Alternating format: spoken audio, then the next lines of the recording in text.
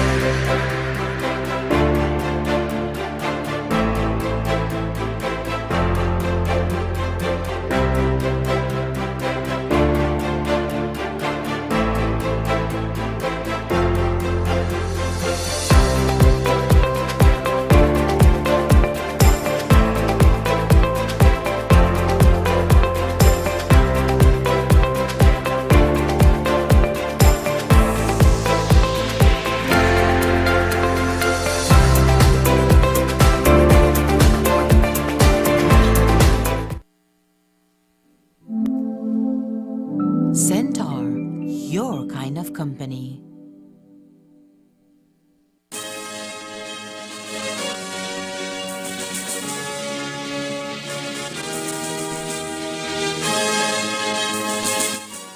Tonight on CTV3 News, Coast Guard team rescues 7 from the waters of the Curacao Bay near Sardinia. Investigation into the death of 6-month-old Anita McFarlane continues, as second post-mortem will be conducted on her body. And 22 women from Orange Walk graduate from cake baking and decorating course. Prime Minister John Briceño joins them in the celebration. These are some of the stories we have for you tonight in our newscast for Monday, April 17th, 2023.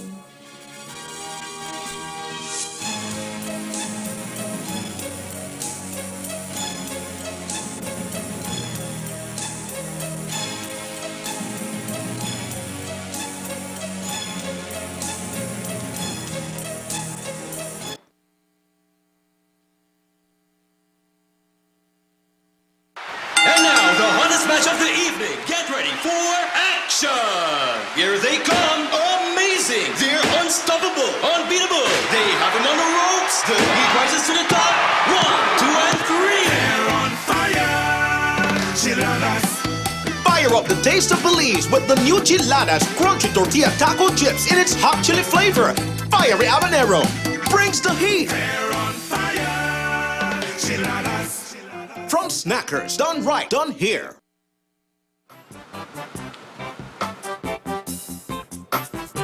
That'll be $50. Thank you. Wait, hey, this 50 is a fake. How do you know it's a fake? What are you talking about, sir? How can I identify a genuine note from a fake note? Well, a genuine 50 has a watermark with the jaguar and the written words of the 50, also a thread. Know your money and know a fake one when you see it. Do not rely on any one security feature. Look for the clarity and quality of printing. The printed lines and colors should be sharp and clear. Feel the quality of the paper and the raised print. Hold the note up to the light to see the windowed security thread. It should form one complete line when held up to the light. The watermark and denominational electrotype.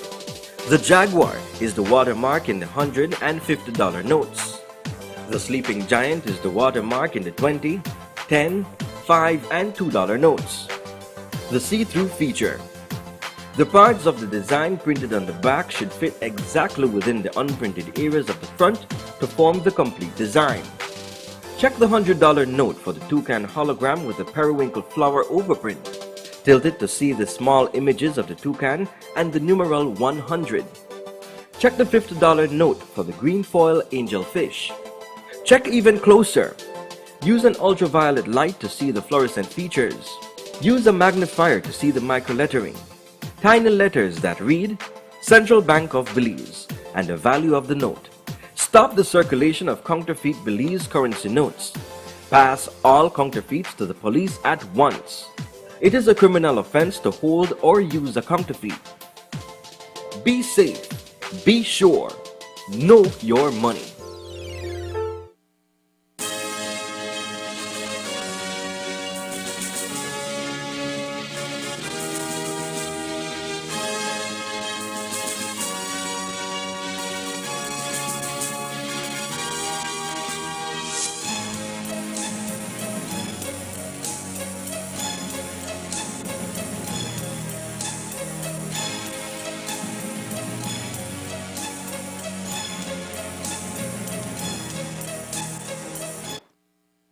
Good evening. With your news, also simulcast on Fiesta FM 106.7. I am Joanna Rodriguez.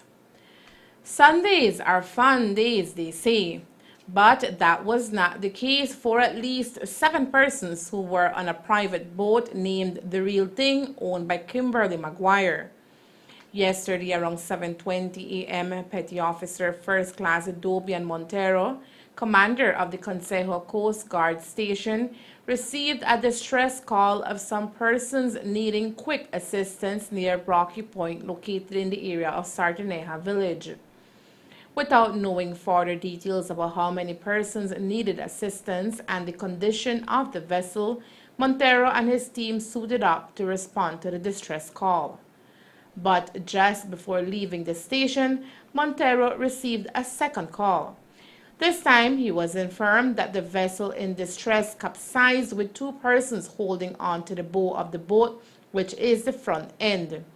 At that time, Montero knew the distress response had become a search and rescue. We did such a rescue yesterday, and we were successful in rescuing 7 persons now. Initial report was I received a call somewhere at around 7 in the morning yesterday now about a distressed vessel somewhere in the area of Rocky Point, Sardineja area. Okay. We didn't receive an exact location, just an approximation now. So I gathered my patrol, and now we geared up, and we decided that we going to do the search, respond to that distress call now. Just before we departed, I received another call stating that the vessel has capsized now, and 2 persons are holding on to just the bow of the vessel. Right. So the Coast Guard departed Consejo Station and made way to that general area now. I must say that the weather condition yesterday was pretty rough now. The sea state was bad. So on our rescue, on our search and rescue, just before we reached Sardineja, now the lookout spotted what appears to be one object submerged in the water now.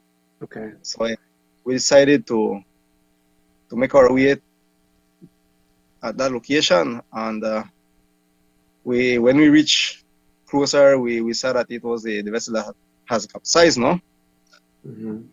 There was 2 persons holding on to the bow of the vessel.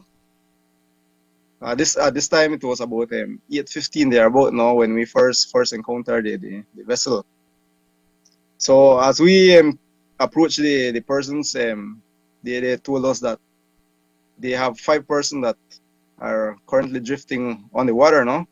So we made that our priority, and we commenced a another search. The Coast Guard marked the GPS of the men and the patrol headed off to find the others who were found about a kilometer from where the boat sunk. A head count turned up the 5 persons that had drifted who were all hanging onto an ice box that kept them afloat. We commenced our search on the lookout spot what appeared to be a white object about a kilometer away from where we was, no? So we headed towards that direction, and just before we reached the white object, we saw some shadows on the water, no?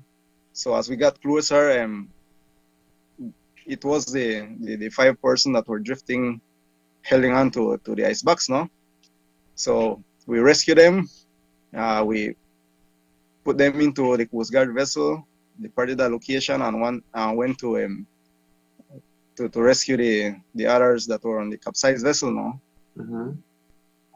There were no major injuries with the personnel, just minor, dehydration and feeling cold, because of the time in the water. The 2 persons that were by the vessel, they were okay because they told us that we should rescue the person that are on the water first and then come back and rescue them, no? So they were the person on the vessel were okay.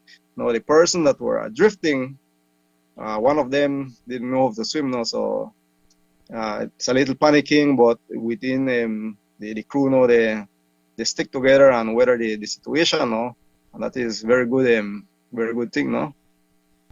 Fortunately, the incident reported no major injuries from any of the 7 persons. All belongings were lost. Thereafter, the persons were transported to Orchid Bay, where we are told they reside. But what caused the vessel to capsize? Montero told us more. I spoke to Miss Kimberly Maguire, no, the owner of the vessel.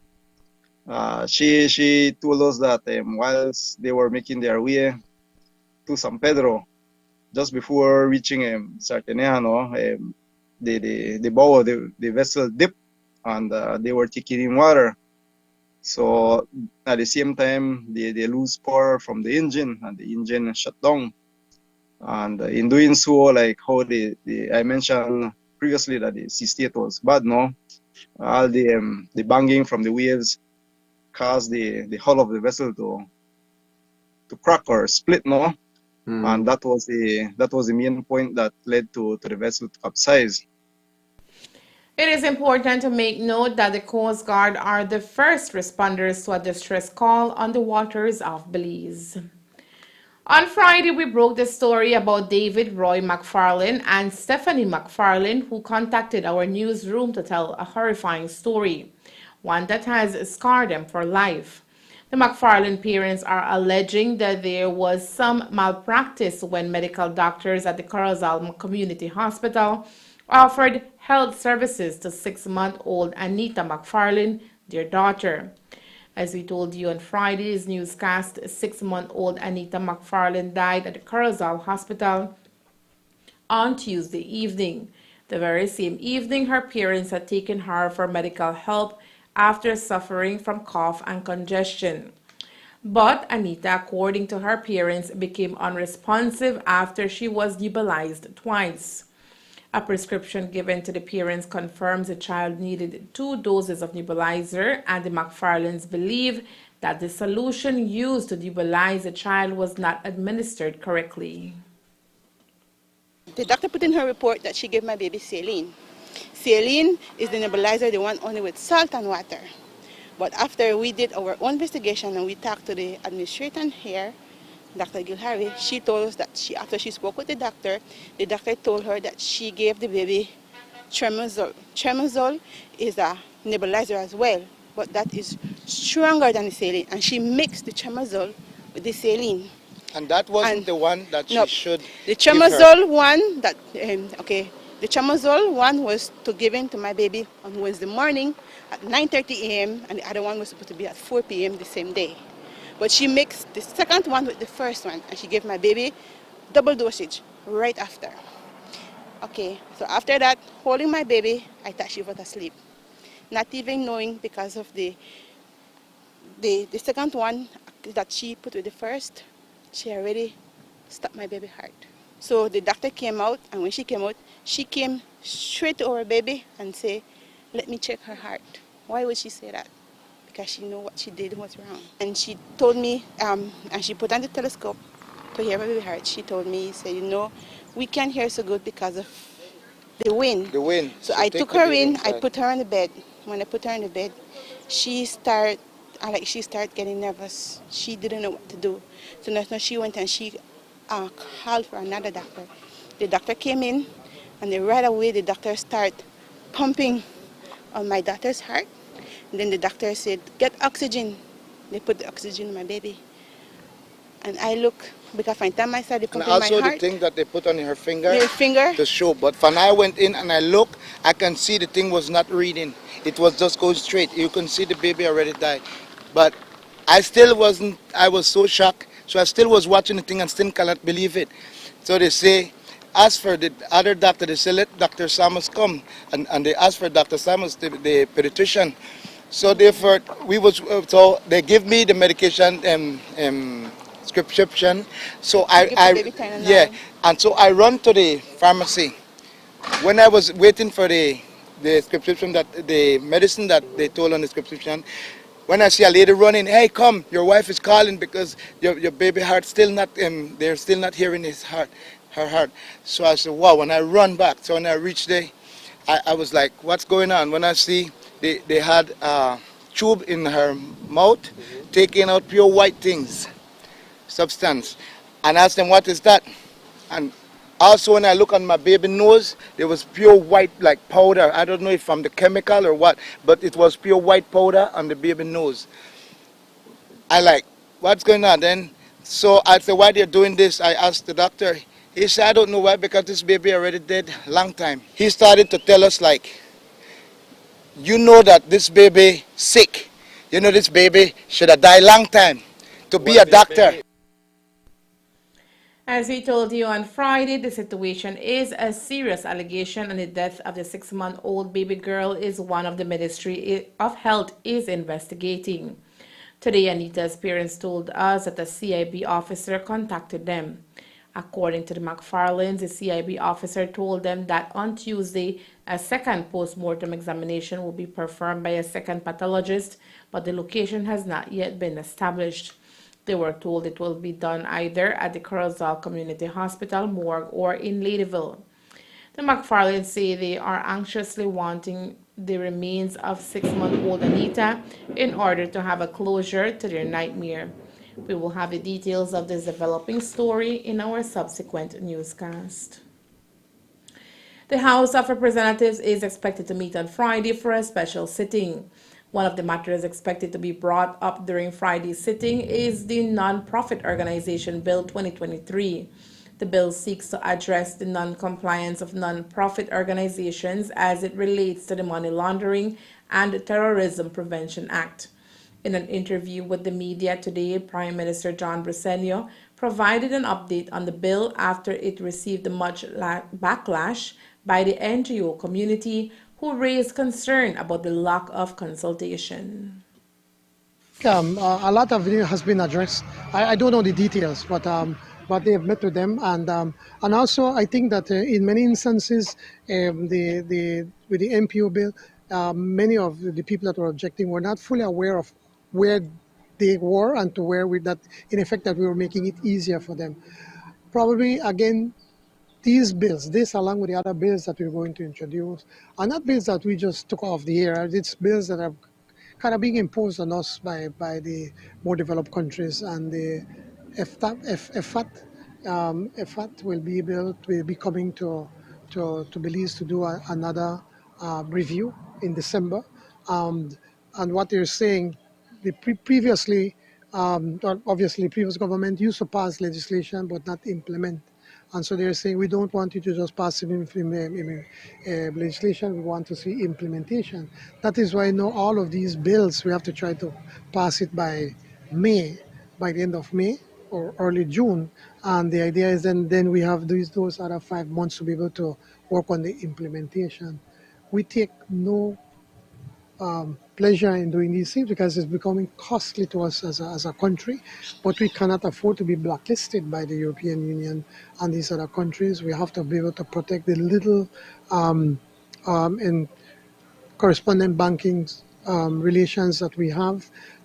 Since they started all of this, Belize has lost about 85% of the relationships that we have. So the few that we have to protect it.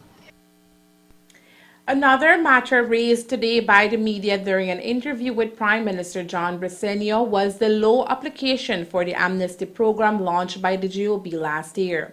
Since its launching in August of 2022, the program was hoping to reach over 30,000 immigrants living in Belize. Not having met that target, Prime Minister says the Ministry of Immigration will now sit down and analyze the migration issue in our country and the way forward.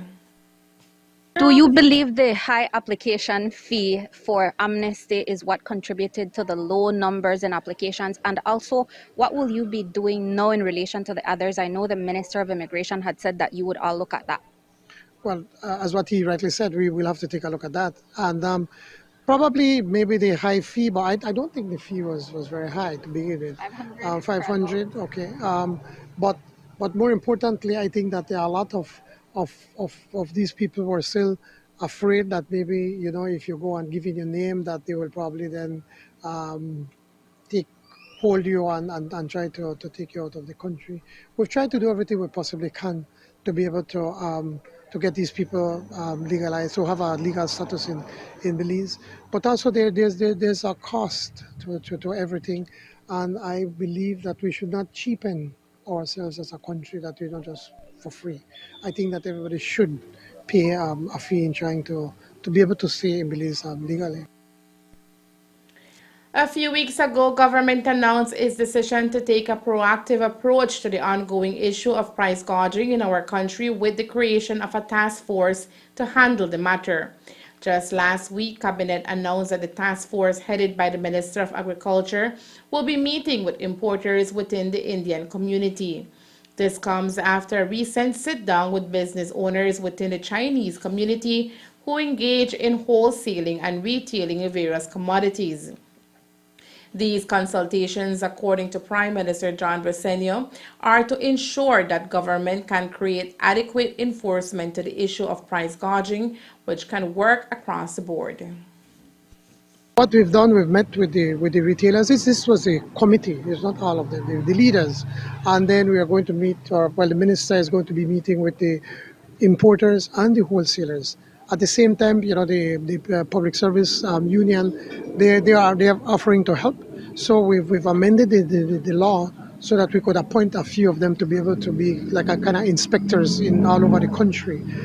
Then also to be able to move away from having to go to court to giving tickets so that we could charge that.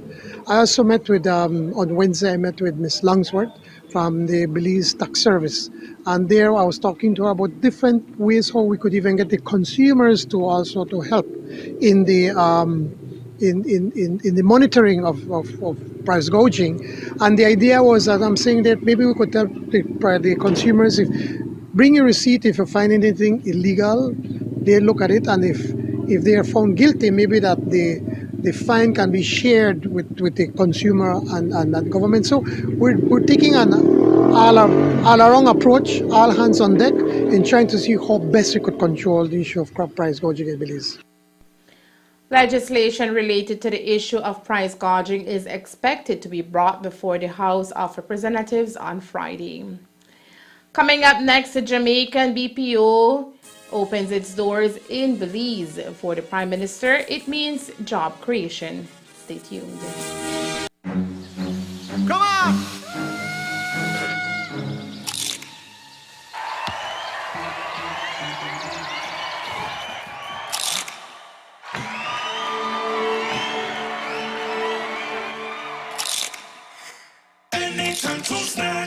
When hungry or craving, when laughter or tears, enjoy the best snacking or flavors are here. Asadas, bocadas, chiladas, doradas, delicious for snacking, done right and done here.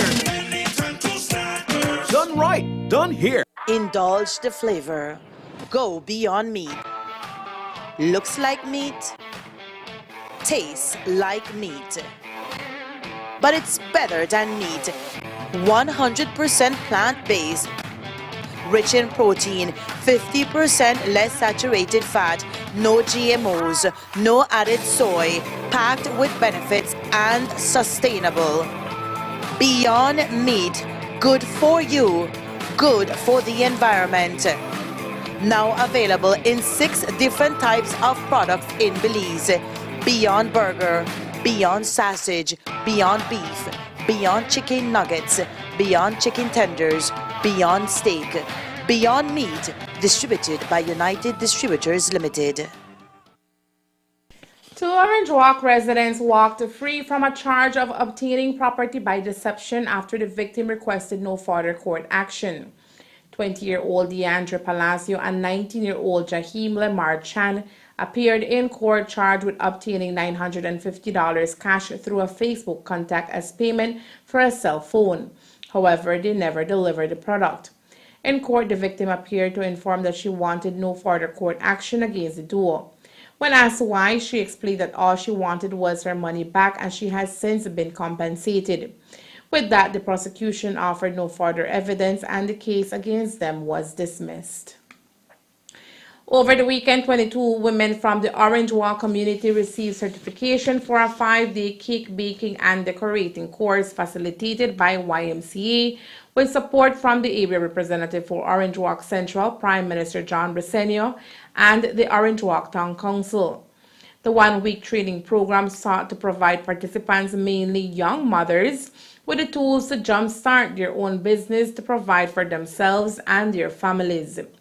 For 2 of the participants, Mariela Ramirez and Vanessa Alvarez, being able to interact with other women in the community as well as gaining the tools to become financially independent goes a very long way. The experience was great, having good teachers to train us, to teach us basic things about a cake and cake decorating. It was a wonderful experience for us women. Okay, well, first of all, I learned more on ingredients. I didn't know it takes a little pinch of salt, but I know now. Yes, I learned more over ingredients, the measurings, the time of mixing, the time of baking, and the chocolate cake. I didn't know to make chocolate cake, and it was so nice that my family swiped the little cake I took home. But it was a great experience. I know now to make the marshmallow frosting. It was a delicious one too. But it was great knowing more about cakes. Talk to us as a mom, as a family, individual. Talk to us. How does this play in with you? Well, as a mom, I actually try to do my kids' cakes. I have a lot of them, so I do try to do their cakes, and they love when I do cake. They love when Christmas time coming because I do plain cakes at home, and they love their cake. And as now we take more training, we can develop more our skills and do more sales. And since I'm in chair, we are in the Prosperity Women's Group, so we can make more income for our ladies. And this was a great experience for them because not only me, but several of our ladies in my Prosperity Women's Cooperative took the classes so we can develop more our little income in our community. Para mí fue una experiencia que tuve que aprender bastante porque no sabía nada de cake y con los aprendizaje pude poner en práctica lo que yo quería porque esto es para poder uno ser independiente, para poder uno aprender más lo que uno quiere en su vida y pues fue una experiencia inolvidable. Háblanos cómo esto te ayuda como persona, como mujer, como de familia también. Pues esto me va a ayudar porque con el curso yo pude aprender lo básico y con lo básico yo ya tengo un pequeño entrenamiento para poder yo empezar qué es lo que yo quiero. Si es que yo quiero poner mi pequeño negocio, yo puedo empezar a poner en práctica y poder hacer mi dinero. ¿Qué le dirías tú a otras mujeres en nuestra comunidad? Esto no es nada imposible para nadie, solamente lo tienes que poner en tu mente, que tú vas a aprender, que tú necesitas tener algo para poder sobrevivir en la vida, porque siempre necesitamos poder aprender algo, poder hacer nuestro propio negocio, porque no sabes si un día pues tú lo necesitas. Siempre tenemos que tener la iniciativa de que podemos ser alguien en la vida. These kinds of initiatives, according to Prime Minister Briceño, falls directly in line with Plan Belize, which seeks to create equal opportunities for all Belizeans. We're always trying to find how we can create opportunities for people. And the best way we can do that is by teaching them to have some sort of profession or to be able to help themselves. It is easy to give somebody, a $25 or $50, and then after that, a day later, that's finished. But once you have a craft, once you learn something to do, then that you learn that for the rest of your life. And these past 4 or 5 days that you are working here as a group, it has given you an opportunity to be able to become even better persons at baking cakes and decorations and making it attractive. Because it's not only that the cake needs to be tasty, but it also has to be attractive, it has to be beautiful, so that then people want to buy your cake.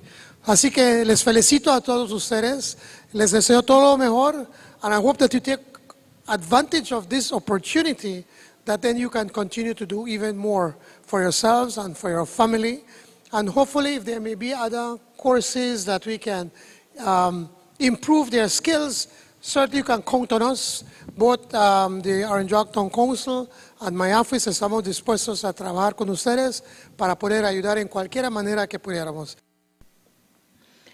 In recent times, the BPO sector has been seeing major growth in our country, having over 2,000 Belizeans employed in call centers across the country.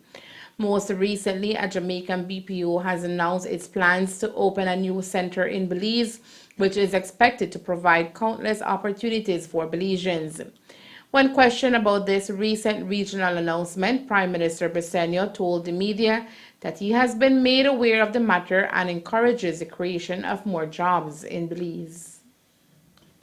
We're having more of them coming. I think in 2019 we had probably about 1,500 employees in the BPO sector. And because of the change that we've done and the work that we've been doing, we've been encouraging it.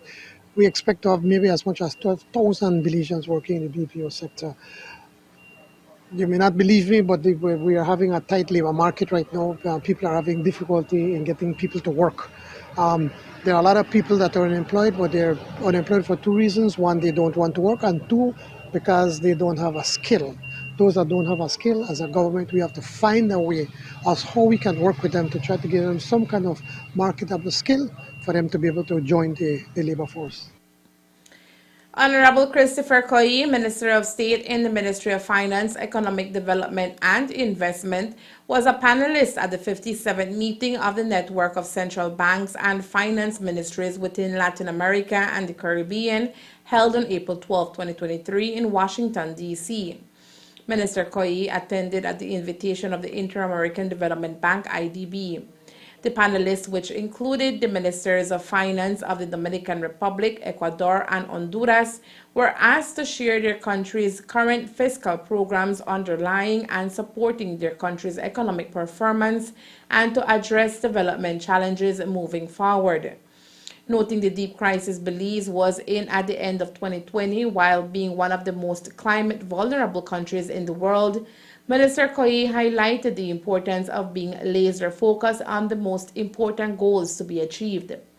Minister Koyi reiterated the government's priority of long-term sustainable human development for Belizeans.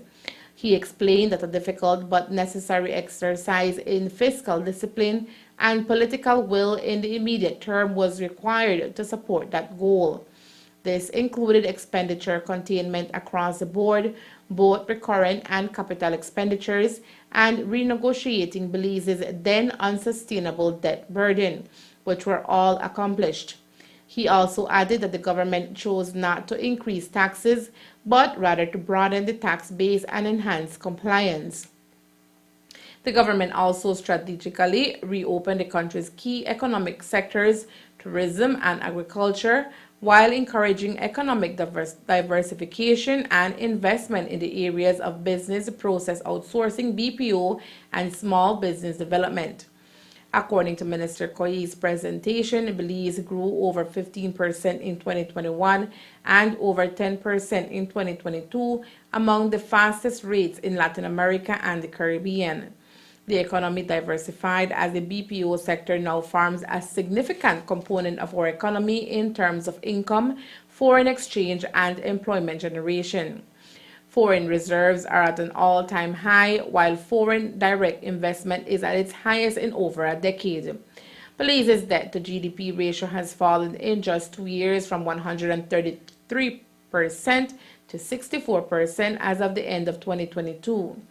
Belize's fiscal position has improved so much that it was able to quickly recover from the substantial damage and losses caused by Hurricane Lisa in November 2022, equivalent to almost 5% of GDP, with no increase in debt and very little external grant assistance. Most recently, focusing on human development, even with a minimum wage increase of 50%, Belize's unemployment rate is now at an all-time low of 5%. At the same time, the multidimensional poverty index indicates that the poverty rate is now under 36%.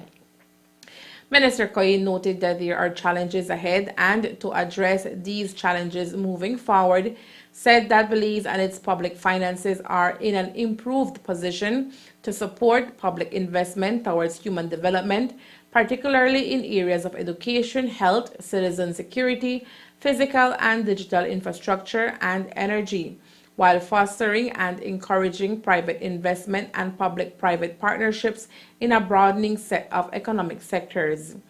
A main challenge, he said, is building climate resilience, which remains a tall order for Belize and one that the country cannot accomplish by itself. The minister said this is where the global financial architecture must step in to provide meaningful, proactive, and preventative support by way of grants and highly concessionary financing, even credit enhancements. The opposition United Democratic Party has raised concern over a recent cabinet decision to put in place specific measures for visitors arriving from Haiti and Jamaica. On Friday, opposition leader Shine Barrow called on GOB to revisit its decision, which he says can bring about serious repercussions for Belize. Prime Minister John Bressende today once again addressed the matter, stating that the decision came after much consideration of the current situation in which Belize finds itself in. I need to repeat that it is our government that removed the visa restrictions from Haitians. The previous government still kept that restriction. But the concern we have is that the Haitians, almost close to 100% of the Haitians that come, leave the borders illegally. And so it's a serious problem.